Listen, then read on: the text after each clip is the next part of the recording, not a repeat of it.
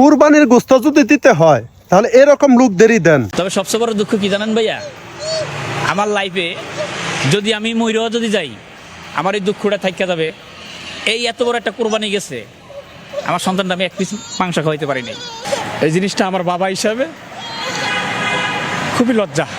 তবে যদি ভাই হিসাবে বলতে বলেন, তাহলে আমি ভাই হিসাবে একটাই কথা বলবো, ভাই আমার ভিক্ষা হইলো 2 টুকরা মাংস দেন। আল্লাহর রাস্তা যদি না দেন, আমার ভিক্ষা হিসাব হইলো আমার 2 টুকরা মাংস দেন।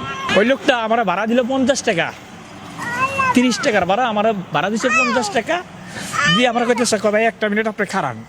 পোলাসটা গিয়ে খারাই দিছি, খারানোর পরে সে আধা কেজির একটা পোটলা নিয়ে আসছে, না দিয়ে কইতেছে ভাই আপনি কাইন্দেন না, আপনার সন্তানটারে নিয়ে আপনি মাংসটা পাকাইয়ে খাইয়েন।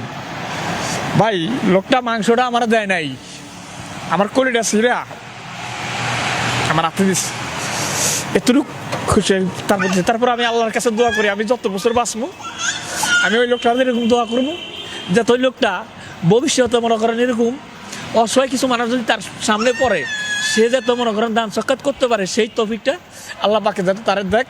আর যে ভাই এই বাইকে গোশতগুলো দিয়েছে, এটা নিশ্চিত থাকেন যে তার কোরবানি আল্লাহ তাআলা অবশ্যই কবুল করে নিয়েছেন।